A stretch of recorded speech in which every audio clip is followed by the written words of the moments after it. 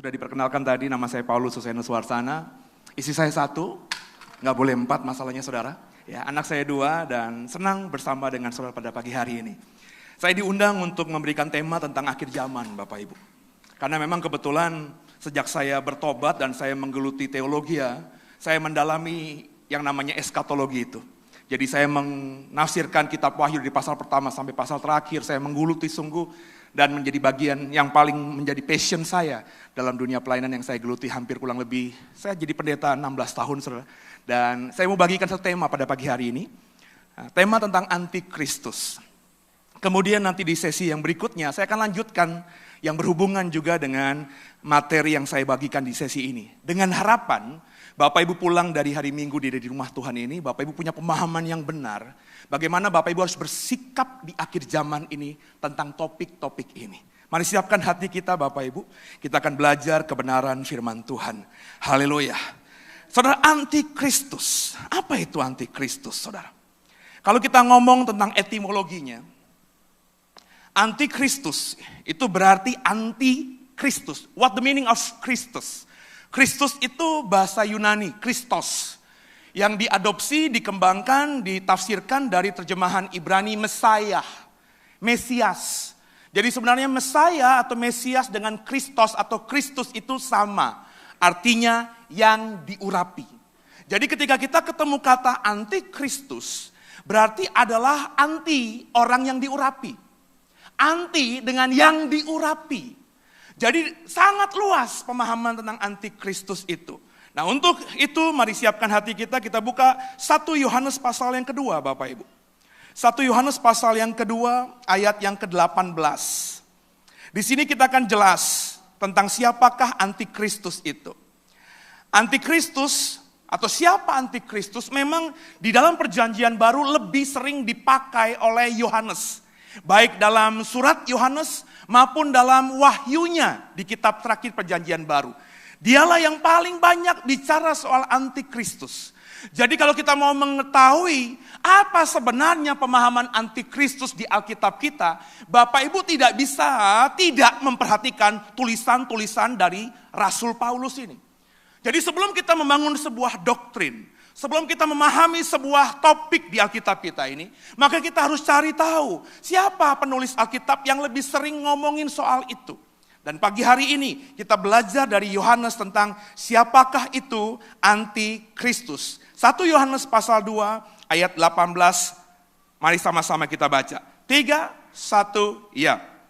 Anak-anakku, waktu ini adalah waktu yang terakhir. Dan seperti yang telah kamu dengar, seorang antikristus akan datang. Sekarang telah bangkit banyak antikristus. Itulah tandanya bahwa waktu ini benar-benar adalah waktu yang terakhir. Ada kalimat yang sepertinya bertolak belakang. Kata Yohanes di ayat 18, seorang antikristus, singular, tunggal. Seorang antikristus akan datang. Kemudian sekarang, kapan sekarangnya? Ketika Yohanes nulis surat ini. Berarti sekitar 2000 tahun yang lalu. Kata Yohanes sekarang 2000 tahun yang lalu ketika dia nulis surat ini.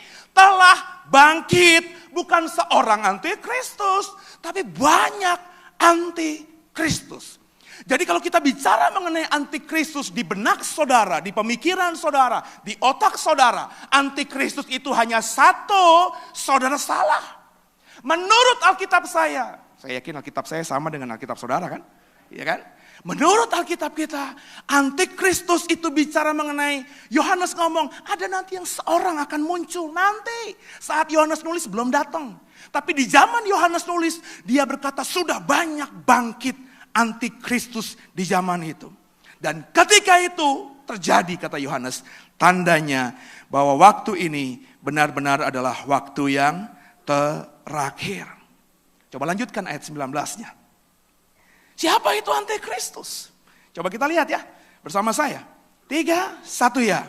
Memang mereka berasal dari antara kita. Tapi mereka tidak sungguh-sungguh termasuk pada kita. Sebab jika mereka sungguh-sungguh termasuk pada kita, niscaya mereka tetap bersama-sama dengan kita. Tapi hal itu terjadi supaya menjadi nyata bahwa tidak semua mereka sungguh-sungguh termasuk pada kita.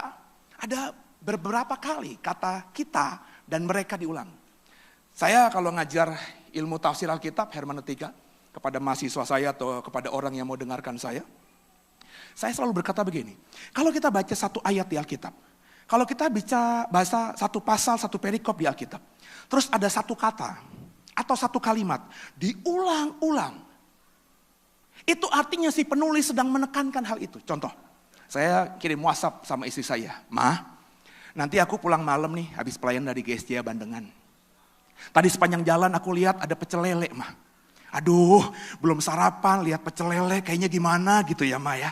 Nanti pulang rumah berharap ya ada pecel lele di meja makan kita. Supaya pas aku datang nanti habis mandi, pecel lele yang kulihat sepanjang perjalanan tadi bisa aku nikmati di makan malam saya di rumah kita. Ma, pecel lele." Apa artinya? Artinya saya mengulang berkali-kali kata pecel lele dengan harapan isi saya ngeh bahwa saya pulang ke rumah nanti gak butuh steak, gak butuh puyung hai, gak butuh capcay. Gue lagi kepengen pecel lele. Andai kata saya sampai di rumah nanti malam, terus dikasihnya steak meskipun itu daging Kobe katanya ya. Harganya jutaan saudara, tetap saja akan mengecewakan saya. Kenapa lo beliin steak sih, Ma? Ma, ini steaknya mahal loh. Coba deh, diemut aja udah lumer gitu. Gue gak butuh steak, gue butuhnya pecel lele. Artinya apa saudara? Saudara kalau baca Alkitab di satu kata ada kata yang diulang-ulang. Satu ayat ada kata yang diulang-ulang. Itu artinya sedang ditekankan. Yohanes sedang memainkan kata di sini. Kata kita dan kata mereka. Di ayat 19, 1 Yohanes 2. 5 kali muncul. Siapa antikristus itu? Antikristus itu kata Yohanes berasal dari antara kita. Siapa kita menurut Yohanes? Saudara, kalau saya menggunakan kata kita, berarti saya sedang bicara tentang diri saya dan saudara yang sedang mendengarkan saya, benar tidak? Jadi ketika Yohanes nulis kata kita di sini, berarti Yohanes sedang ngomong dirinya dan orang-orang yang membaca suratnya, benar? Siapa orang-orang yang membaca surat 1 Yohanes ini? Orang Kristen, pengikut Kristus.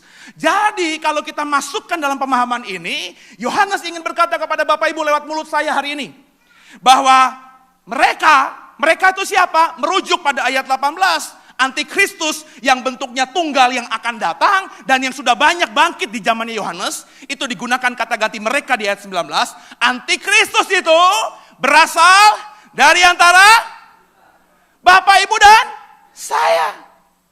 Antikristus, saya berani berkata, bukan berasal dari orang di luar Kristen. Bukan orang yang bukan juga orang yang maafkan saya berdoa begini, bukan. Antikristus berasal dari kalangan kita. Siapa kita? Tepuk dadamu. Coba lihat kiri kanan. Jangan-jangan lu antikristus. Ngomong. Yang digituin, lu kali muka lu mirip antikristus. Jadi konsepnya dipahami dulu. Makanya aneh orang Kristen ya. Kalau ngomongin antikristus tuh ngelihat orang yang bukan dari kelompok kita. Terus kita dengan gampang berkata, emang dia dasar antikristus. Oh enggak saudara.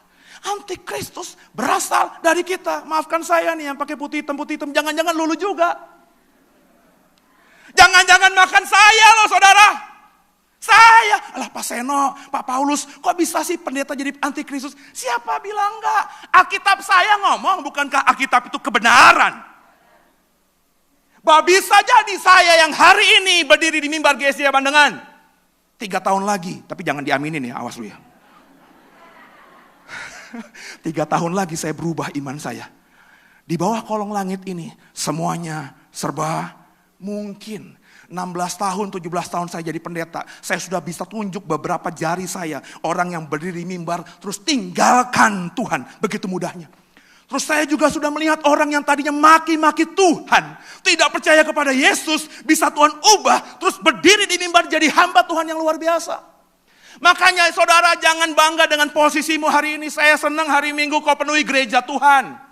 Tapi ingat firman Tuhan berkata yang diperhitungkan Tuhan bukan langkah awal tapi langkah akhir. Paulus saja berkata, ku berjuang Sampai akhirnya kau dapati aku tetap setia. Paulus berkata, aku gak pernah merasa sudah berbuat apa-apa. Yang kuanggap hebat di masa lalu itu sekarang ini kuanggap seperti sampah. Bapak Ibu tahu gak, ketika Paulus ngomong itu, dia sudah mendirikan banyak gereja. Dia sudah mempertobatkan banyak orang. Dia pasti berpikir dia sudah banyak dapat mahkota. Tapi Paulus berkata, itu kuanggap seperti sampah. Aku merasa belum berbuat apa-apa. Supaya ketika aku berlari begitu sungguh-sungguhnya. Kalau aku bertinju secara sungguh-sungguh. Supaya sampai garis akhir. Problemnya, kita nggak tahu garis akhir kita kapan. Halo? Kata Paulus, mati adalah keuntungan. Yang percaya itu, katakan amin. Mati keuntungan? Yang mau cepat sini maju depan. Gak gampang, doain orang sembuh jadi mati lebih mudah daripada orang sakit jadi sembuh, saudara. Kekasih Tuhan, biji mata Tuhan. Hari ini kita belajar, kata Yohanes, bahwa antikristus itu berasal dari antara kita. Dikatakan di ayat 21-nya, ayo kita belajar apa kata Yohanes menurut antikristus. Ayat 21-nya masih di 1 Yohanes pasal 2. Bersama-sama kita belajar. 3, 1 ya. Aku menulis kepadamu, bukan karena kamu tidak mengetahui kebenaran, tapi justru karena kamu mengetahuinya. Dan karena kamu juga mengetahui bahwa tidak ada dusta yang berasal dari kebenaran. Siapa antikristus kata Yohanes? Kata Yohanes, tahu gak sih kepada orang-orang yang baca suratnya? Antikristus itu berasal dari kita. Ya kalau enggak gua, ya lu. Kurang lebih gitu kalau bahasa Betawinya. Kemudian di ayat 21, antikristus itu hidupnya dalam dusta. Tidak ada kebenaran dalam mulutnya dan dalam hidupnya. Mulutnya penuh dengan dusta. Jangan jadi orang Kristen yang naif. Yang berkata bahwa kalau orang Kristen itu pasti sudah hidup benar. Banyak orang Kristen itu begitu bangganya dengan mempertontonkan aksesoris Kristennya. Antingnya salib. Kalungnya salib. Tatonya salib. Saya pernah datang ke rumah orang Kristen, masuk halamannya, terus masuk ke ruang tamunya, ada salib. Terus saya minta izin, saya mau ke toilet. Saya kaget di toilet pas duduk ada salib. Saya bilang, kok di toilet ada salib? Biar Kristus ada di mana-mana di rumah saya, Pak. Ini orang Kristen sedeng, saudara. Dia pikir apakah setan itu takut sama salib? Ini orang Kristen yang sudah dirusak sama film-film Hollywood, saudara. Kalau kau sudah pernah nonton Conjuring dan lain sebagainya, itu seolah-olah setan itu sama salib. Panas, aduh takut, come on. Setan kagak takut sama salib. Lu baca cerita di Matius, di Lukas enggak? Bicara mengenai Yesus dengan yang namanya legion di Gerasa itu. Orang yang kerasukan setan yang namanya legion, artinya setannya banyak menguasai orang itu. Apa kata setan itu ketika menghadapi Yesus? Setan berkata, hai Yesus anak Allah. Setan tuh berani loh saudara. Orang Kristen tuh naif. Seolah-olah kalau sudah mulutnya berkata, Jesus, I believe in you. Udah kayak malaikat aja deh. Memang ada ayatnya yang hanya ada Roh Kudus yang bisa berkata Yesus adalah Tuhan. Tapi kau lupa di Gerasa itu, legion itu berkata kepada Yesus, hai Yesus, anak Allah, apa yang kau kerjakan di sini?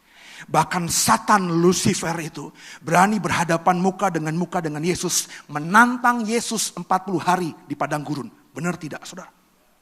Kekasih Tuhan, biji mata Tuhan. Aksesoris Kristen itu baik saja untuk menunjukkan, mengekspresikan imanmu kepada dunia. Tapi lebih daripada itu, sudahkah saudara hidup dalam kebenaran? Hidup tanpa dusta. Godaan banyak orang bahkan berdiri di mimbar ini berdusta, bersaksi dusta saudara.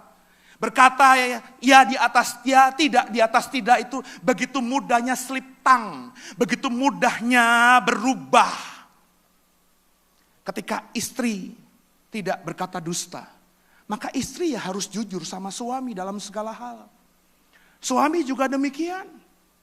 Tapi banyak hubungan suami istri saya konseling masalah. Kenapa? Masing-masing tidak jujur. Si suami di kerjaannya gak nyaman. Tapi karena takut sama istri, kalau dia bilang gak nyaman, istrinya bilang, kalau lo keluar, kita mau makan apa? Maka suaminya ketika pulang ditanya istri, gimana kerjaannya Pak? Baik. Stres dia. Halo, akhirnya apa? Bludrek. Bludrek itu bahasa Ibrani tingkat tinggi, saudara.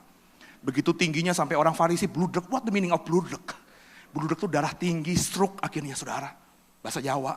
Ya. Nah, kekasih Tuhan, biji mata Tuhan, kita belajar jujur. Ya. Orang pacaran juga, yang pacaran kadang-kadang gak jujur. Wah, alismu itu ya, kayak semut sedang beriringan, come on. Masa alis pacarnya dibilang semut kayak beriringan, itu kan berarti gak jujur, saudara. Padahal itu ya cuma pensil alis yang bisa dibuat, kadang-kadang bisa ke atas, bisa ke samping, bisa strip, bisa bulat, suka-sukanya dia aja. Susah loh kita jujur loh. Ini orang Kristen coba di gereja lagi penuh begini ya. Tiba-tiba nanti keluar dari bangkumu, kalau keselengkat kaki orang di sampingmu jatuh. Orang Kristen tuh kalau di gereja ya, itu malaikat itu minder loh, saudara. Gue kan 16 tahun jadi pendeta, gue udah hafal sama malaikat itu. Yang percaya di mana 2-3 orang berkumpul Tuhan hadir, angkat tangan. Kita lebih dari 2-3 orang ya. Kalau Tuhan hadir berarti ada malaikat Tuhan dong. Sekarang saya mau tanya semua di sini yang di bawah di atas. Ada yang bisa lihat malaikat nggak? Nggak ada. Kenapa kau nggak bisa melihat malaikat? Karena malaikat di gereja itu ngumpet di belakang sini, saudara. Ngomong satu dengan lainnya, si Gabriel ngomong sama si Mikael. Di gereja mah kita minder ya. Gila, liatin orang Kristen semuanya, mau hitam, mau putih, mau gendut, mau kurus. Ngomongannya baik, shalom, God bless you. Orang Kristen jatuh aja, keselengkat sama tetangganya yang di sampingnya. Itu gak mungkin maki-maki, aduh tante sorry, aduh berdarah lagi tante. Gak apa-apa deh, Tuhan Yesus memberkati, gak apa-apa nanti Tuhan Yesus pulihkan. Orang Kristen mah di gereja mulutnya manis. Sehingga malaikat yang kudus saja kalah kudus, merasa minder ngumpet di gereja. Tapi orang Kristen yang sama keluar gereja, giliran setan dan konco-konconya yang minder ngumpet juga di bawah pohon. Makanya saudara gak pernah lihat setan di luar sana kan? Setan ngomong, gila ya. Orang Kristen kalau keluar gereja kita kalah serem sama mereka. Karena orang Kristen yang di gereja gampang ngomong, shalom tante, cayo ya om, semangat ya, fighting ya. Karena kecipratan film-film Korea begitu kan, ya. Orang Kristen di gereja gampang ngeluarin berkat di luar gereja. Baru 5 menit bahkan belum ada. Keserempet aja dikit, gak lecet juga, cuma keserempet. Mulut yang sama ngomong monyet, babi. Itu makanya setan tuh minder ngeliat saudara. Dan herannya orang Kristen kalau ada masalah ya, itu selalu nyala-nyalain setan. Bapak Ibu gak pernah tahu perasaan setan sih. Setan tuh sering curhat sama saya gitu. Pendeta, kita ini emang jahat sih ya. Kita ini emang hitam ya. Tapi kenapa orang Kristen sering jadikan kita kambing hitam sih? Rumah tanggamu berantakan, lo nyalahin setan. Anak lo narkobaan, lo nyalahin setan. Hidup lo susah, lo nyalahin setan. Padahal semua yang terjadi atas hidupmu itu karena kebodohanmu sendiri. Jangan dikit-dikit setan lah saudara. Emang sih setan bisa mengganggu kita. Tapi kadang-kala kita hidup seperti ini, menderita tanda kutip, itu karena kita yang salah sendiri. Come on. Saya kepengen jemaat GSJA Bandengan ini punya pemahaman yang sungguh tentang hidup ini. Antikristus hidup dalam dusta. Yang paling tahu dirimu adalah dirimu sendiri. Sebagai hamba Tuhan saya bisa apa? Saya cuma jadi penyampai firman Tuhan. Coba kau introspeksi diri. Aku sering bohong gak sih? Sama gembala, sama pelayan Tuhan di sini, sama suamiku, sama istriku, sama orang tuaku, sama anakku. Sering bohong gak sih? Kalau bohong, jangan-jangan kau adalah antikristus. Meski mulutmu berkata, I love you, I love you, I love you. In my heart will follow. Holy after you. Meskipun kau nangis-nangis nyembah Tuhan. Tapi kalau kau sering dusta, mulutmu sering bohong. Sebagai pelayan Tuhan di mimbar yang kudus ini saya berkata, jangan kau adalah antikristus. Yang berikutnya ayat 22. Siapa antikristus? Kata Yohanes. Yuk 3, 1 ya. Siapakah pendusta itu? Bukankah dia yang menyangkal bahwa Yesus adalah Kristus? Dia itu adalah antikristus, yaitu dia yang menyangkal baik bapa maupun anak. Pak, emang ada orang Kristen yang menyangkal siapa Yesus? Bapak Ibu, jangan jadi orang Kristen yang naif. Banyak orang Kristen yang baca Alkitab tahu bahwa Yesus adalah penyembuh, Yesus bisa melakukan mujizat, terus ketika Tuhan izinkan dia sakit, divonis dokter penyakit tertentu, terus mau didoakan sama orang, terus dia berkata, Allah, nggak usah doain lah. Mana buktinya? 15 tahun. Maafkan saya guys, dia udah berapa tahun Pak di sini Pak? 50 tahun. Udah 15 tahun aku di GSJ Bandengan. Kata pendeta berganti-ganti berkata, kalau aku kembalikan persepuluhan, maka belalang pelahap, belalang peloncat, belalang tempur, whatever lah belalang-belalang itu akan dihalaukan daripadaku. Tapi mana? Aku rajin ibadah, aku rajin aktivis gereja, aku rajin ibadah komsel dan lain sebagainya. Tapi penyakit ini Tuhan taruhkan, Tuhan gak ada. Bapak, Ibu, sebagai hamba Tuhan, saya sudah menemui banyak hal seperti ini. Kristen. Tapi ketika ada masalah, tidak percaya bahwa Yesus sanggup menyelesaikan masalahmu itu. Halo. Apakah orang begini masuk kelompok antikristus? Kalau kita percaya firman Tuhan ya dan amin, saya berani berkata, ya. Kau yang ke gereja hari Minggu ini, tapi dari Senin sampai Jumat kau kerja di luar sana, kau mengandalkan kuat gagahmu sendiri, dengarkan saya. Kau tidak pernah keluar rumah berdoa, bersyukur sama Tuhan, dan berdoa Tuhan tolong saya. Kau pulang ke rumah gak pernah berdoa, Tuhan aku bersyukur sepanjang hari kau pelihara. Tidak pernah berkata terima kasih buat berkatnya. Itu artinya kan kau kerja sepanjang hari mengandalkan kuat gagahmu sendiri. Meskipun kau Kristen di hari Minggu di gereja, sepanjang sisa minggu kau tidak mengandalkan Tuhan, kan artinya kau tidak percaya bahwa Yesus sanggup pelihara saudara. Kita diajar firman Tuhan, jangan kamu khawatir, burung di udara Tuhan pelihara. Tapi baru hari ini buka toko gak ada pelanggan, langsung mukanya kelipet, seolah-olah dunia runtuh. Terus tepuk dada, aduh makan apa ya? Orang Kristen baru dikasih anak seminggu, terus udah mikir didatangi pendetanya, Pak pendeta gimana ya nanti anak saya bisa kuliah apa enggak ya? Anak lu baru seminggu. Udah mikirin kuliah, itu kan kebangetan. Padahal Tuhan bilang kesusahan sehari untuk hari, ya kalau baru seminggu ya tetein aja dulu lah. Mikir supaya ASI berlimpah itu aja dulu, gak usah mikir kuliahan. Makanya orang Kristen tuh mukanya lebih tua daripada sebenarnya. Lihat aja kiri kanan lo tuh. Khawatir mulu. Orang begini kan berarti gak percaya Yesus Tuhan. Jadi kalau kita kembangkan apa kata Yohanes ini, memang benar kata dia, antikristus tuh berasal di antara kita. Mateng loh. Salah sendiri ngundang-undang gua. Lanjut. Sorry Pak, ayat 26. Yuk sama-sama. Siapa antikristus itu? Ayat 26. 3, 1 ya. Semua itu kutulis kepadamu, yaitu mengenai orang-orang yang berusaha menyesatkan kamu. Dengarkan saya. Kalau kau di sini, antikristus ada di sini. Antikristus tuh nggak diem, nggak pasif. Antikristus tuh pendiri multi level marketing, tahu nggak saudara? Nangkep? Dia berusaha mengembangkan jaringannya. MLM tuh jangan-jangan anak buahnya, maafin ya, belajar dari antikristus.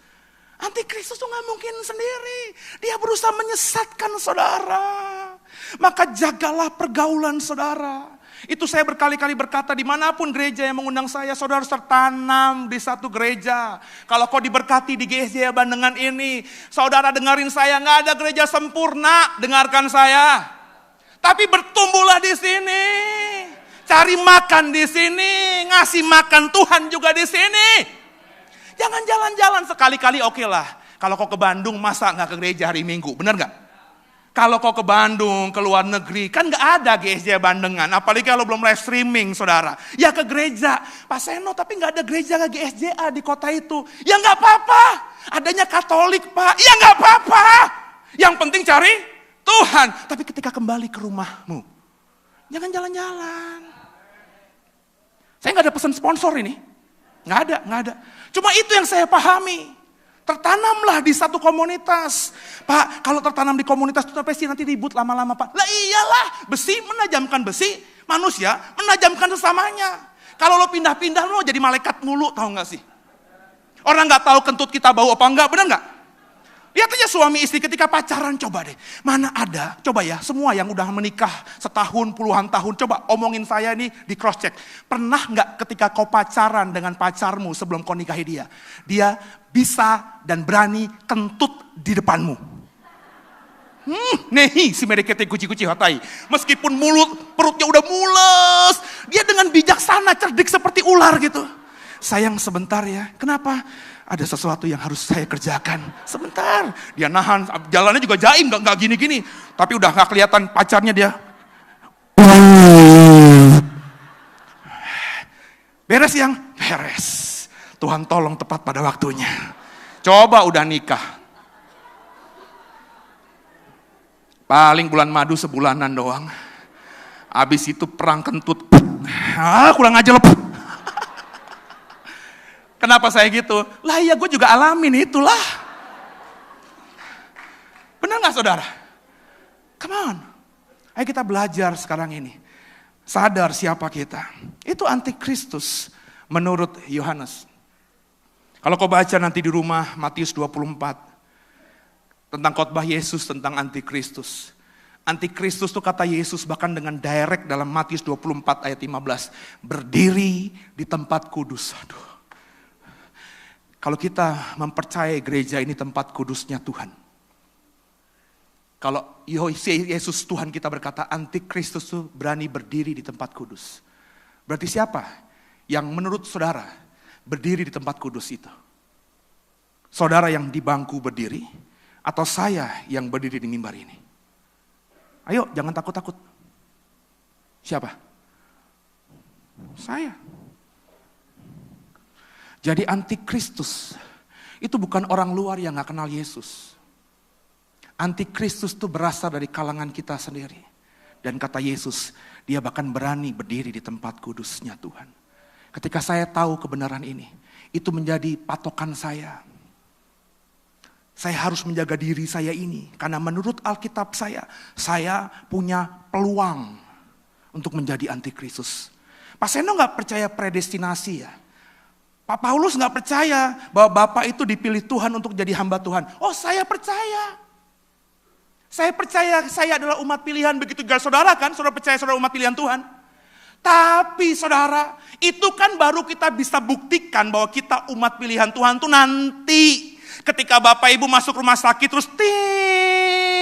terus rohmu tuh bukan dibawa yang hitam-hitam ke neraka, tapi rohmu tuh dibawa malaikat dan kau bertemu muka dengan muka. Ketika kau bertemu dengan Yesus muka dengan muka, barulah saudara bisa seyakin-yakinnya bahwa kau adalah orang yang dipilih Tuhan. Tapi sebelum itu terjadi kan kita baru beriman. Halo? Baru beriman. Belum terbukti. Meskipun ada ayatnya, iman itu nanti akan dibuahi dengan apa yang kita imani. Tapi sebelum itu kan semuanya serba mungkin. Kata Alkitab di bawah kolong langit ini serba mungkin. Ini menjadi cambuk saya. Kalau saya mulai sombong, kalau saya khotbahnya mulai pakai kesaksian palsu, saya langsung mikir, gue nih antikristus nih. Langsung minta ampun sama Tuhan, ampuni aku, tadi aku salah ngomong Tuhan ya. Namanya manusia ya Tuhan, kau yang berkata sendiri loh Tuhan. Roh kuat, daging lemah. Ampuni ya Tuhan, gak janji, tapi janjilah besok-besok gak lagi. Saya langsung minta ampun sama Tuhan. Bagaimana saudara? Kekasih Tuhan, Yesus berkata, antikristus berdiri di tempat yang kudus. Dan kalau kau baca Matius 24 ayat 24, antikristus banyak melakukan tanda dan mujizat. Saya belum terlalu kenal gereja ini. Tapi apakah gereja ini benar-benar mempraktekkan tanda dan mujizat? Apakah jemaat di sini pernah melihat bahwa orang datang dengan kursi roda, pulang dengan loncat-loncat? Saudara, mujizat memang bisa berasal dari Tuhan. Tapi dengarkan saya, Satan, antikristus, Yesus saya yang berkata, juga banyak melakukan mujizat.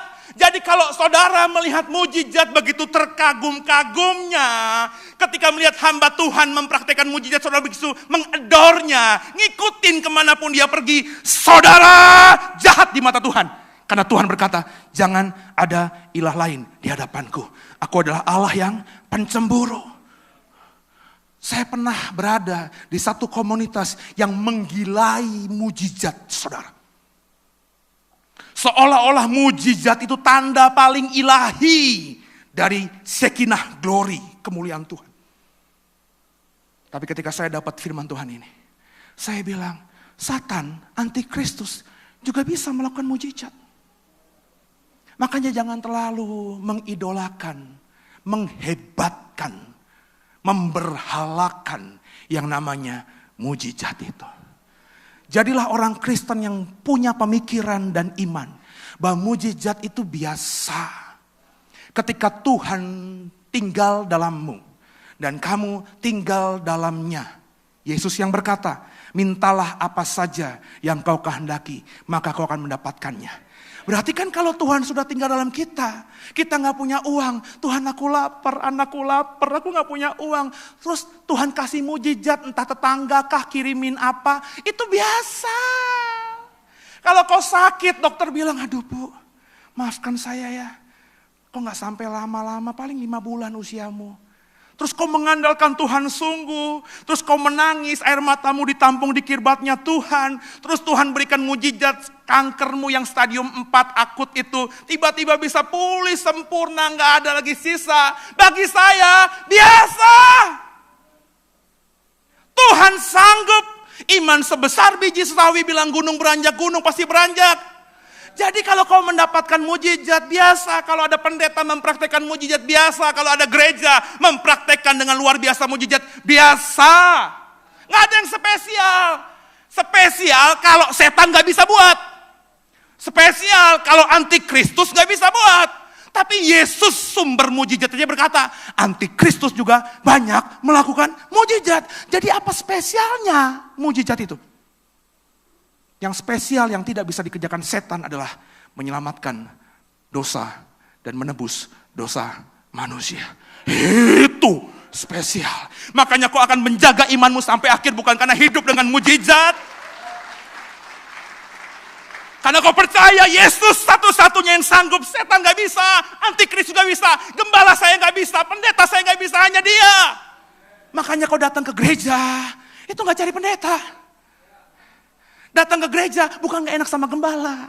Habis gembala saya gitu sih, kalau 2 minggu gak gereja diteleponin gitu. Gue annoying, jadi gue datang aja lah. Tapi datang di sini, badanmu di sini, pikiranmu ke film Korea yang tersisa 2 episode lagi. Karena tadi pagi jam 5 harus cepat-cepat selesaikan itu. Apa yang kau dapatkan dari Tuhan di hari ini? Gak ada. Maka seperti rusa yang haus, rindu aliran sungaimu. Tahu nggak? Itu Mazmur ketika ditulis, di otaknya pemazmur, rusanya tuh bukan rusa di Kebun Raya Bogor. Gue udah pernah interview rusa di Kebun Raya Bogor itu. Nggak pernah yang kekurangan air. Uang Bogor, kota hujan. Bener nggak? Andai kata sungainya kering, dia tinggal melet aja. Pasti hujan. Lu coba aja ke Bogor. Bogor tuh ketika Jakarta kering tetap hujan loh saudara.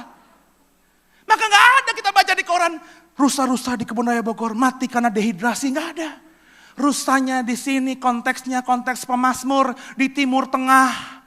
Rusa itu makanya dengan kelompoknya kalau berjalan di Timur Tengah nggak akan pernah berhenti sebelum apa? Sebelum ketemu mata air. Entah sungai kah, entah oase kah. Pokoknya dia berjalan meskipun panas di padang gurun, dingin di malam hari, mereka berjalan nggak pernah berhenti. Kalaupun mati ya mati aja. Sebab kalau mereka berhenti, mereka akan mati secara kolektif. Tapi kalau berjalan terus, yang mati paling satu, yang paling lemah. Tapi yang kuat masih bisa berjalan. Ketika mereka ketemu oase, ketika mereka ketemu mata air, maka mereka berhenti di situ. Baru beranak, pinak, bahkan mati di situ. Rusa kalau belum ketemu air, nggak akan pernah berhenti. Bagaimana saudara? Bukankah Yesusmu berkata, akulah air hidup itu? Sudahkah kau datang ke Tuhan, ke rumah Tuhan di hari Minggu ini dengan kehausan gitu? Lu kesini tadi gimana? Gue pengen dengar khotbah tentang antikristus. Itu bagus aja sih ya. Tapi yang lebih bagus, kenapa ke gereja mah? Kangen sama Tuhan. Come on. Terus suaminya bilang, gue cemburu tahu. Gak apa-apa. Karena biar aku mencintaimu Pak. Tuhan lebih kucintai lebih daripada dirimu. Gitu dong. Suami bilang gitu. Kalau gitu gue juga iya. Jadilah suami istri yang datang ke gereja karena kangen. Lu pernah pacaran kan semuanya? Kalau dari muka-mukanya banyak lebih senior dari saya. Berarti saudara pacaran di tahun 60-an, tahun 70-an gitu ya. Kalau tahun 60, 70-an tuh, itu kesenggol tangan yang kita suka aja. Itu bisa panas dingin loh. Gua aja jatuh cinta di tahun 90 awal di SMP saya. Zaman dulu, tahun saya yang seangkatan saya usia 44, 45, itu ketemu tangan, kesenggol aja, itu bisa panas dingin. Bisa itu tangan gak dimandiin seminggu, saudara. Begitulah kangen itu. Saya masih ingat, saudara, ketika saya first love itu di satu SMP. Saya sekolah pagi, terus pulang jam 1 siang. Rumah cewek saya yang saya suka itu dengan rumah saya jaraknya ada 5 kilo, saudara. Zaman itu belum ada Grab, belum ada ojek. Saya cuma punya sepeda balap, saudara. Itu kan baru ketemu dari pagi sampai jam 1. Dan gak langsung pulang kan anak-anak itu. Baru jam 2 lah kita pisah. Tapi jam 3 saya udah gundah gulana. Jam 3 saudara baru pisah 1 jam. Saya ambil sepeda saya, Bapak Ibu tahu dong jam 3 sore itu panas-panasnya lagi gila-gilanya. Saya bela-belain itu naik sepeda saya dari rumah saya di Kebun Jeruk sampai ke rumah yang saya suka di Kemanggisan, saudara. Dulu saya tuh putih, saudara. Wah, lu gak percaya sih, gue tuh putih. Meskipun gue bukan Chinese, gue putih. Gara-gara itu jadi gosong, saudara. Apakah Seno ini, apakah Paulus ini datang ke rumahnya? Enggak. Cuma jaraknya jauh 100 meter dari rumah yang saya suka. Saya berhenti di bawah pohon rindang. Ngelihat genteng rumahnya aja udah adem, saudara. Terus pulang lagi. Setiap hari saya kerjakan begitu. Sampai akhirnya saya berani ngutarain perasaan saya ke dia. Sudahkah begitu saudara sama Tuhan? Serius saya menanya. Kalau sudah ada arisan keluarga, reunian, kok bisa bela-belain itu hari Minggu gak ke rumah Tuhan? Pada reunian kan bisa, kok datangi ibadah pagi atau ibadah paling malam, bisa lah dicari cara. Ayo sama-sama ya. Ingat loh, kita hidup di akhir zaman. Dan gak ada yang tahu Bapak Ibu kapan berakhir usiamu ini. Coba lihat kiri kanan. Lihat kiri kanan. Jangan-jangan bentar lagi lo bilang gitu. Ayo bilang cepetan. Lu kan gak ada yang salah. Kita harus siap sedia dalam segala hal, benar gak? Bilang kiri kanan, jangan-jangan lu sebentar lagi. Dari aura-auranya mak lu, gituin ayo. Mati adalah keuntungan, jangan takut mati saudara. Saya bahkan doa sama orang gereja saya. Gue tuh mimpi doa mati di mimbar. Jadi saya udah wanti-wanti sama jemaat saya. Kalau Seno ini, Paulus ini mati di mimbar, jangan bilang pendeta kena kutuk, awas gue hajar ya. Gue justru minta mati di mimbar. Terus saya juga bilang nanti, kalau gue mati, jangan di rumah duka, lu bikin bini gue sampai nangis-nangis, awas. Saya udah bilang, pakai wasiat, saya ngomong sama leader-leader saya. Kalau gue mati, lagunya jangan yang sedih-sedih. Nyanyi lagunya, hari ini, hari yang telah dijadikan Tuhan, Seno mati. Pokoknya begitu lagunya. Kalau lo sampai gue mati di rumah duka, istri gue, anak gue, gara-gara kedatangan lo dan nyanyian lo, dia nangis. Saya bilang, gue datengin 40 hari 40 malam lo. Mati adalah keuntungan. Nah saudara kekasih Tuhan, Yesus berkata antikristus itu real, nyata. Siapakah antikristus itu? Coba kita siapkan hati kita. Beberapa menit tersisa. Dalam sesi yang pertama ini, Wahyu pasal 13. Coba kita baca ayat 16 sampai dengan ayat 18. Wahyu pasal 13 ayat yang ke-16 sampai 18. Bersama saya. 3, 1, ya. Dan ia menyebabkan sehingga kepada semua orang, kecil atau besar, kaya atau miskin, merdeka atau hamba, diberi tanda pada tangan kanannya atau pada dahinya. Dan tidak ada seorang pun yang dapat membeli atau menjual selain daripada mereka yang memakai tanda itu, yaitu nama binatang itu dan bilangan namanya. Yang penting di sini ialah hikmat. Barang siapa bijaksana, baiklah ia menghitung bilangan binatang itu, karena bilangan itu adalah bilangan seorang manusia dan bilangannya ialah 666. Ini yang dipahami orang Kristen dari merek gereja apapun, bahwa tanda antikristus akan diberikan kepada pengikut-pengikutnya. Dan tanda itu ada di dahi dan di tangan kanannya. Tanda itu adalah tanda bilangan nama antikristus, yakni 666. Kekasih Tuhan, biji mata Tuhan. Apa ini? Kalau kita hubungkan dengan surat 1 Yohanes pasal 2 tadi, antikristus ada di antara kita, berasal dari kita.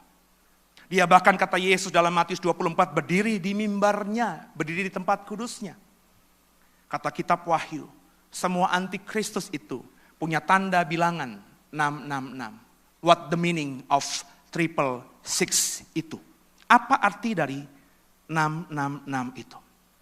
Banyak orang Kristen belakangan ini sejak tahun 70-an saya amati, mempercayai bahwa tanda antikristus di tangan dan di dahi itu adalah chips, barcode yang ditaruhkan di dahi dan di tangan. Apakah seperti itu, saudara? Saya berani berkata tidak seperti itu. Dulu saya memahami seperti itu. Makanya saya kepo. Kalau ada sosmed, Facebook saya, Instagram saya, ada orang kirim berita tentang di Amerika, orang sudah dipaksa pasang chips di dahi dan di tangan kanannya. Mereka berarti tanda antikristus, milik antikristus. Mereka gak dapat bagian dalam kerajaan surga. Terus makanya orang ketakutan, jangan-jangan Indonesia begitu. Indonesia sekarang sudah begini, mendekati itu. Saudara, 3 tahun lalu cashless itu belum ada di Indonesia. Baru cuma ATM, benar tidak? Kartu debit.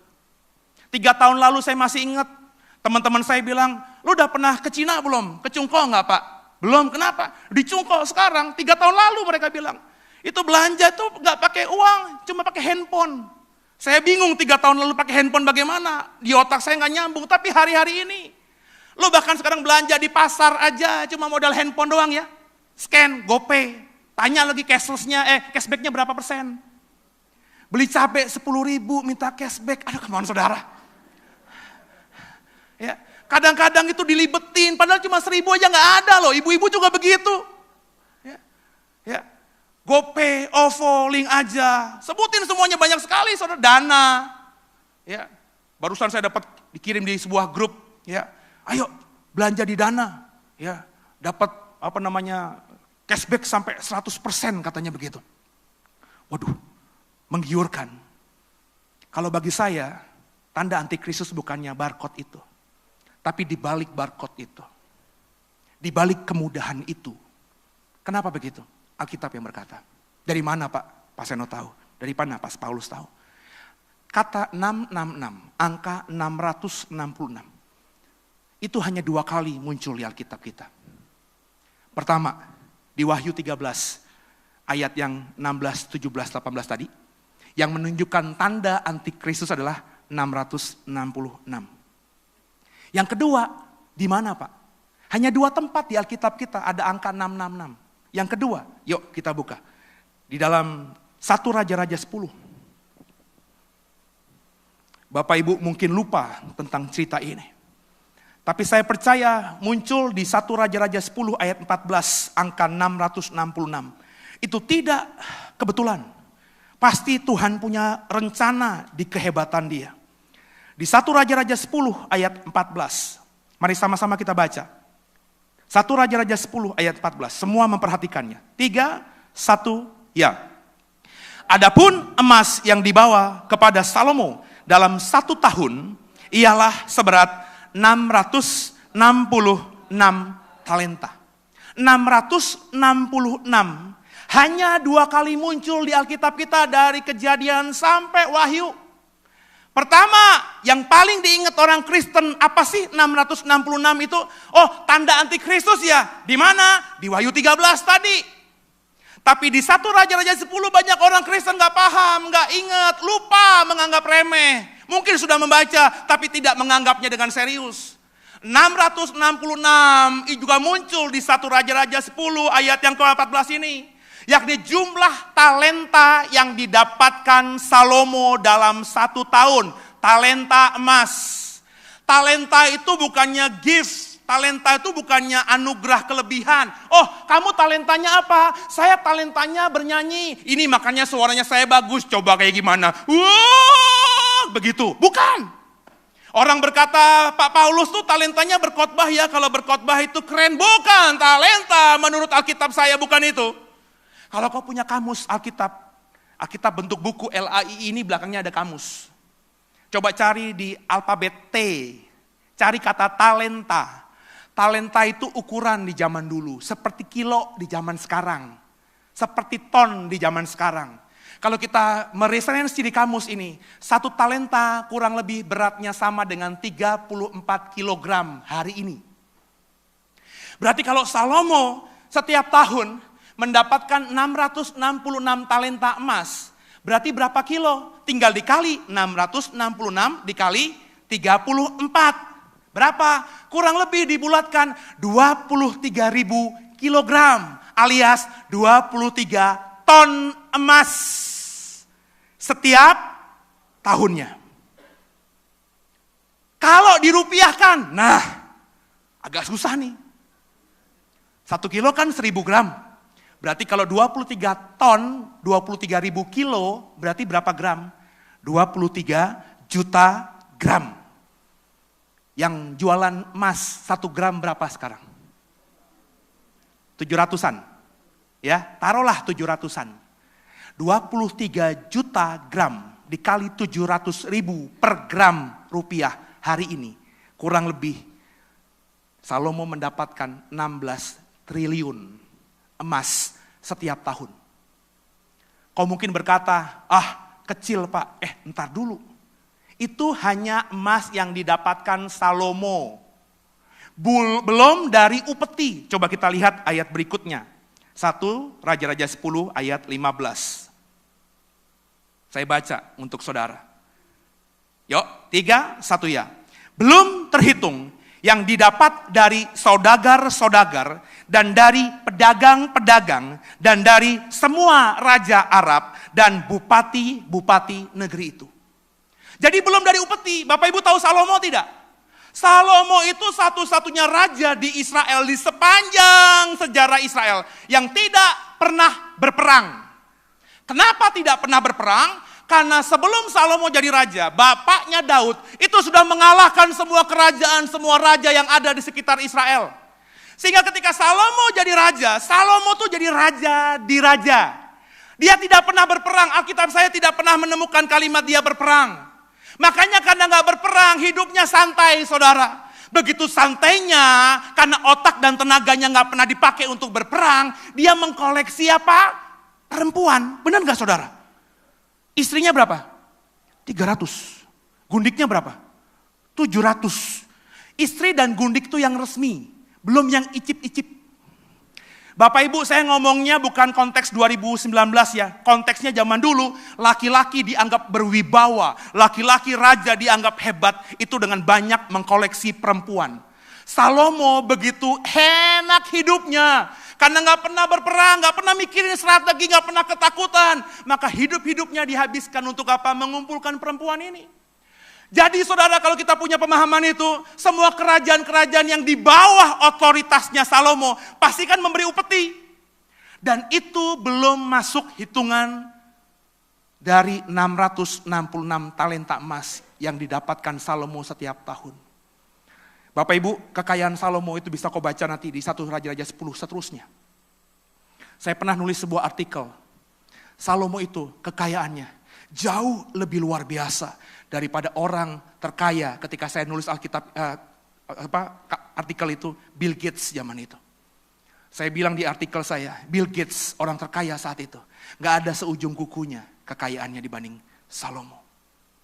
Jadi saudara, 666 itu adalah jumlah emas yang didapatkan Salomo kalau dirupiahkan hari ini 16 triliun tanpa dia kerja, tanpa dia capek-capek. Setiap tahun belum dari upeti-upetinya dia dapat 16 triliun rupiah dalam bentuk emas.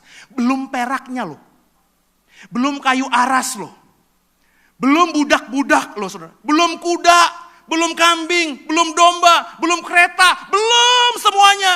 Makanya kita baca di Alkitab 1000 perempuan koleksinya Salomo pernah gak ribut atau minta diceraikan. Padahal kalau mau jujur ya 1000 perempuan itu kalau digilir Salomo dapatnya semalam 3 tahun sekali. Benar gak? Benar gak? 1 tahun kan 365 hari, benar ya? Kalau 1000 perempuan, kalau digilir adil, tiap malam 1, itu kan perempuan nunggu digilir oleh Salomo 3 tahun sekali. Tapi mereka nyaman aja tuh, seneng-seneng aja tuh. Why? Dicekokin uang, dicekokin emas, sehingga mereka gak peduli hal itu. Berarti Salomo begitu luar biasa kekayaannya ini. Dan karena jumlah 666 talenta itulah, Salomo yang awal pemerintahnya baik, bagaimana tidak baik ketika Tuhan bilang sama Salomo, apa yang kau minta kepada aku akan kuberikan. Salomo bilang, aku gak minta emas, aku gak minta kekayaan. Berikan aku saja apa? Hikmat dan pengertian. Dan ketika Tuhan anggap itu baik, Tuhan tambahkan hal-hal yang tidak diminta Salomo. Selaras dengan apa kata Tuhan, carilah dulu kerajaan Allah dan kebenarannya, maka semuanya akan ditambahkan padamu. Salomo yang memulai pemerintahannya dengan baik, tapi karena 666 talenta itu, akhirnya hidupnya mulai melenceng dari jalannya Tuhan. Puji Tuhan, di akhir hidupnya dia bertobat. 666 talenta itu, saya tafsirkan adalah mamon, materi. Jadi kalau saya hubungkan dengan tanda antikristus 666 di Wahyu 13 tadi, itu bukannya chips di dahi, bukannya chips di tangan. Tapi semua yang menjadi pengikut antikristus, dengarkan saya, maafkan saya, ampuni saya. Saya harus berkata ya di atas, ya tidak di atas, tidak. Bisa jadi kau yang di atas, bisa jadi kau yang di bawah. Sudah menjadi pengikut antikristus. Kenapa? Karena yang ada di pikiranmu sehari-harinya adalah uang. Tanda di tangan kanan artinya apa yang kekuatanmu kerjakan setiap hari hanya untuk menghasilkan uang. Apa yang dicari orang, uang. Apa yang dicari orang, uang. Apa yang dicari orang, pagi, siang, petang, malam, uang. Bukan Tuhan Yesus. Sekarang bagaimana saudara? Apa yang ada di pikiranmu hari-hari ini? Apa yang tangan kananmu kerjakan setiap hari? Apakah pikiranmu hanya untuk uang? Motivasi hidupmu hanya untuk uang? Kau bekerja hanya untuk uang, sehingga karena menginginkan uang, kau menghalalkan segala cara, bahkan sahabatmu, istrimu, suamimu, orang tuamu, iparmu, kalau perlu disikut, kau gak peduli. Yang penting uang. Meski badanmu hari ini ada di gereja, bahkan saya berani berkata, meski dia berdiri di mimbar ini jadi orang yang punya jabatan kependetaan, kalau pikirannya uang, kalau tangannya uang, kalau melayani hanya untuk uang, maka orang ini adalah pengikut antikristus. Saya contohkan ilustrasi. Dokter, ketika kau buka praktek, ada orang ketok masuk, terus kau lihat tampilannya begitu menyedihkan orang ini. Terus kau periksa, dia punya sakit penyakit yang sangat berat. Kau tahu orang ini gak punya uang. Kalau kau adalah pengikut Kristus sejati, dengarkan saya pakai contoh dokter. Kau akan ngomong sama orang yang tidak punya uang ini. Bu, maafkan saya. Dari hasil tadi ronsen dan analisa saya, ibu punya penyakit yang cukup berat. Ibu gak bisa diobati biasa. Terus pasien mau ngomong ini, tapi dok, saya gak punya apa-apa dok. Kesini aja saya udah jual semuanya untuk bisa dicek sama dokter. Jadi kalau beli obat, dirawat berikutnya saya gak bisa. Bu, pokoknya saya akan kasih ibu yang terbaik. Tapi dok, uang dari mana? Shh. Ibu sembuh. Kesukaan buat saya. Tapi dok, shh. Saya tulis resep ya. Nanti ibu tebus resep ini jangan di apotek yang lain. Di apotek ini kebetulan punya teman saya. Saya sudah telepon dia nanti setelah ibu keluar. Ibu tebus obatnya, yang saya kasih ini obat yang paten bu. Dengan harapan, dengan kasih obat yang paten, ibu bisa lebih cepat pulih. Tapi dok, uangnya yang generik aja dok. Nggak usah, ini saya udah bilang sama apotekernya, ditanggungkan ke saya. Tapi dok, shh, ibu sembuh ya. Ini dokter yang pengikut Kristus. Emang ada pak dokter yang pengikut antikristus dan setan? Banyak. Bukan di GSJA Bandengan, bukan. GSJA yang lain. Oh, jangan GSJA lah, tempat saya. Nanti besok di tempat saya bilang di GSJA Bandengan. Biar adil dan merata. Dokter yang antikristus, yang pengikut setan gimana Pak? Wah, begini nih contohnya. Sore dok, masuk.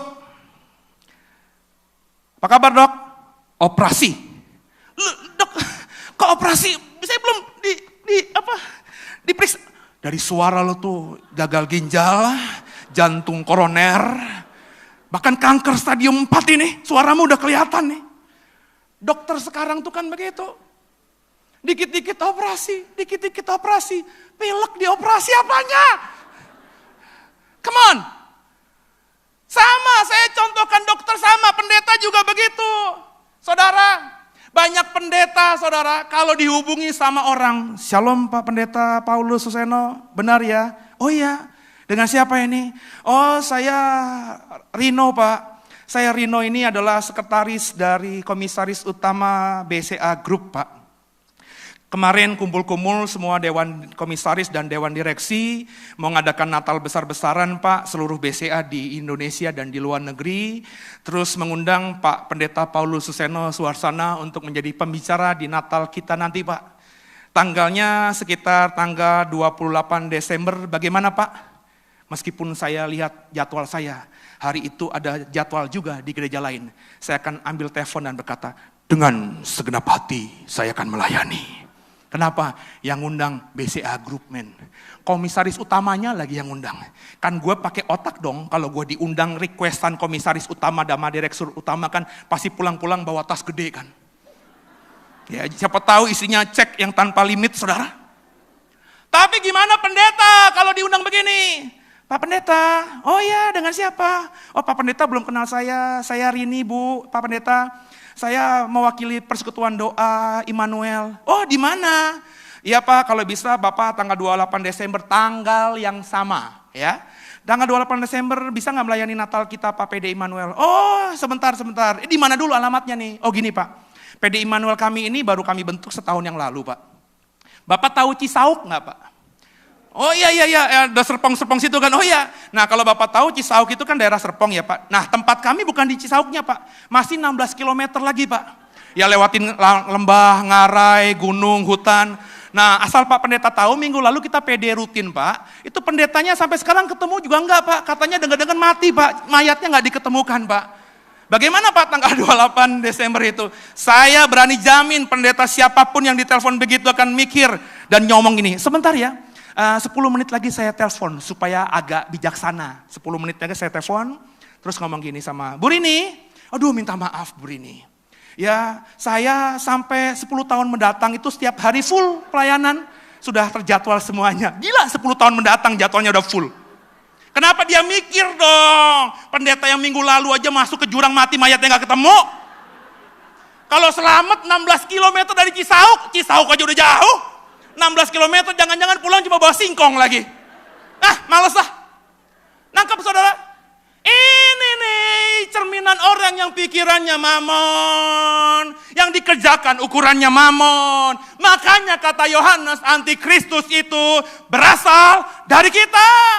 Maka jangan terlalu bangga dengan agama Kristenmu. Dengarkan saya, terakhir kali saya ngomong di sesi ini. Agama Kristen tidak membuatmu selamat. Nggak ada di surga Petrus ngomong, agamamu apa? Kristen, masuk. Agamamu apa? Islam, ke neraka. Nggak begitu. Dan juga jangan bangga dengan GSJA-mu. Jangan bangga dengan sinodemu. Dengarkan saya, nggak ada kapling GSJA di surga. Saya GSJA, ada kapling yang nggak ada. GSJA apaan ya? Malaikat tuh nggak tahu GSJA. Di sorga itu semuanya sama, serupa seperti Kristus. Makanya sama tubuh Kristus yang lain, ayo kita berdamai. Bersama-sama melayani Tuhan. Ladang sudah menguning, siap untuk dituai. Tapi pekerjanya sedikit. Pertanyaannya, gimana sedikit sih? Wong gereja banyak di Indonesia ini. Di Jakarta banyak, di Bandengan aja saya lihat GBI gede kan? Kok enggak iya sih? Kan sebelum kesini tadi GBI gede gitu kan? Kenapa pekerja sedikit? Karena gereja-gereja yang beda merek itu nggak mau bekerja sama. Sporadis. Makanya ayo sama-sama yuk. Kita jadi pengikut Kristus yang benar. Pikiranmu hanya untuk Yesus. Kalau kau kerjakan ukurannya, kalau gue kerjain ini, Yesus disenangkan gak ya? Kalau anak muda mau nikah, jangan gara-gara cowok lo ganteng, tajir, ketika diajak mau nikah gak sama gue, mau, jangan begitu. Perempuan murahan. Perempuan-perempuan begitu sekarang nih. Intinya cowoknya tajir, kaya. Mau nikah gak sama aku? Mau lah. Kalau jemaat gue udah gue pites tuh. Mestinya mikir. Kalau gue nikah sama cowok tajir kaya ini. Nyenengin Tuhan gak ya? Bisa jadi imam gue gak ya? Bisa jadi papa terbaik buat anak-anak gue gak ya? Ketika Tuhan bilang, bukan dia nak. Jangan keraskan hatimu. Terus Tuhan ngomong di hatimu, itu tuh cowok yang jadi suamimu tuh yang di situ. Di mana Tuhan? Itu di bawah pohon beringin. Lah tukang somai Tuhan. Kok tukang somai Tuhan? Dengerin Seno ini ya. Kalau Tuhan kasih tukang somai itu untukmu jadi suamimu, maka Tuhan tuh rancangannya bukan kecelakaan, tahu nggak sih? Jangan-jangan ketika kau menikah dengan si tukang somai itu, dia bisa ciptakan somai dengan beberapa rasa, rendangkah? Kepiting saus siramkah? Sehingga somainya itu jadi viral begitu sampai UFO itu apa? Alien-alien datang ke bumi hanya ingin mencicipi somai buatan suamimu nanti. Bagi Tuhan. Yuk, jemaat GSJA Bandengan. Mulai hari ini, di pikiranmu, apa yang kau kerjakan? Kerjakanlah untuk Tuhan. Kalau ukurannya mamon di pikiranmu, kalau yang kau kerjakan semata-mata hanya untuk uang, maka dengarkan saya. Jangan-jangan kau sudah menjadi pengikut antikristus. Kau punya tanda itu 66 di dahimu, di pikiranmu. Kau punya tanda itu 66 di tangan kananmu. Semoga tidak terjadi. Sesi berikutnya saya akan jelaskan bagaimana memiliki tanda Kristus, bukan tanda antikristus. Kalau tidak ada cara, saya undang habis sesi ini yang kedua, datang lagi untuk diperlengkapi. Supaya sudah pulang bukan cuma tahu tanda antikristus itu apa, tapi juga tahu tanda Kristus itu seperti apa. Semoga diberkati. Haleluya. Tundukkan kepala kita doa.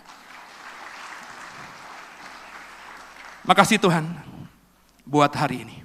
Buat sesi pagi ini. Sesi pertama di tempat kami beribadah. Di rumahmu. GSJA Bandengan Selatan. Kami diajar siapa itu antikristus. Antikristus ternyata bukan orang jauh. Bukan orang yang ujuk-ujuk tidak kenal Tuhan. Alkitab kami berkata bahwa antikristus itu berasal dari kita. Kitanya itu ya berarti murid-murid Tuhan. Kalau konteks sekarang ya orang yang beragama Kristen. Bahkan Yesus sendiri Tuhan kita berkata, antikristus itu berdiri loh. Di tempat kudusnya Tuhan. Berani berdiri di tempat kudusnya Tuhan. Jadi saudara pahami sungguh, antikristus itu bukan hal yang menyeramkan, orang yang kelihatan tampilannya kayak preman. Oh enggak, orang yang disebut antikristus kalau kita baca Alkitab sungguh, mungkin hari-hari ini kalau dia sudah ada, Dia ngomongnya juga shalom. Tuhan Yesus dahsyat ya tante. Tante rajin doa dong. Om baca Alkitab dong. Ayo kita sama-sama ke gereja. Jangan-jangan itu. Sebab antikristus Yesus katakan berdiri di mimbarnya Tuhan, di tempat kudusnya Tuhan. Berarti kan gak mungkin orang yang berdiri di tempat kudusnya Tuhan ngomongin Yesus itu bukan Tuhan, saudara. Yesus itu setan, saudara. Bukan, dia pasti ngomong Yesus itu Tuhan. Yesus adalah anak Allah yang berinkarnasi menjadi manusia. Yesus juru selamat kita. Orang seperti ini bisa besar kemungkinan juga jadi antikristus nantinya. Maka penting saudara punya iman yang benar. Itu kenapa saya bilang tadi sempat singgung. Jangan pindah-pindah gereja. Karena meskipun gereja itu rumahnya Tuhan, pengajarannya beda ya. Kalau kau di sini tertanamlah di sini, bertumbuhlah di sini supaya apa? Dapat makanan yang sehat. Amin. Kekasih Tuhan, biji mata Tuhan. Kalau kau nggak punya makanan sehat, yang kau konsumsi makanan yang nggak sehat, yang kau masukkan ke pikiran, ke telingamu, ke hatimu sesuatu yang gak benar, maka gak heran pikiranmu keluar dari gereja uang. Kau keluar rumah yang kau kerjakan dengan kekuatanmu hanya untuk menghasilkan uang. Suami sampai gak pulang ke rumah karena mikirin uang, meskipun motivasinya agar istrinya bahagia, motivasinya agar anaknya bisa sekolah, tapi kalau dia gak pernah pulang ke rumah, sehingga hubungan dengan istri sama anak-anak jadi jauh. Buat apa uang itu? Anakmu kehilangan kasih bapa. Istrimu kehilangan pemimpin. Kalau anakmu narkobaan, jangan salahkan Tuhan, juga jangan salahkan setan, tahu nggak? Kalau istrimu selingkuh, jangan maki-maki dia. Jangan patahkan kuasa, kami patahkan kuasa setan dalam. Nggak usah, itu salahmu. Karena pikiranmu uang. Kau kerja hanya untuk uang. Sekarang ini bersyukur saudara. Kau dengar khotbah ini. Kalau kau selama ini pikiranmu uang, yang kau kerjakan uang, maka semoga kau bertobat habis ini. Kalau kau ingin menjaga kasih mula-mula dengan orang di sekitarmu, ingat ya, harapan kita tuh satu orang bertobat, seisi rumah diselamatkan. Maka berdoa, kalau kau di kiri kananmu ada suami, ada istrimu, pegang tangan dia. Gak ada salahnya kau bisikan kata I love you ma, I love you pa. Gak ada salahnya juga kau bilang satu dengan lainnya, kita berubah ya ma, kita berubah ya pa. Pemikiran Tuhan, bekerja seperti untuk Tuhan. Ketika Tuhan lihat apa yang kau lakukan hari ini, maka Tuhan akan tolong Bapak Ibu. Sehingga di akhir zaman nanti, meskipun antikristus dengan kekuasaannya, dengan mujizatnya dipertontonkan di depan matamu, kau tidak akan goyah imanmu. Hamba selesai bicara Roh Kudus. Materaikan firman yang sudah disampaikan dalam roh hati kami masing-masing. Mampukan kami bukan cuma cakap jadi pendengar firman, tapi mampukan kami juga jadi pelaku firman. Segala puji, hormat, kemuliaan hanya bagi Tuhan. Haleluya.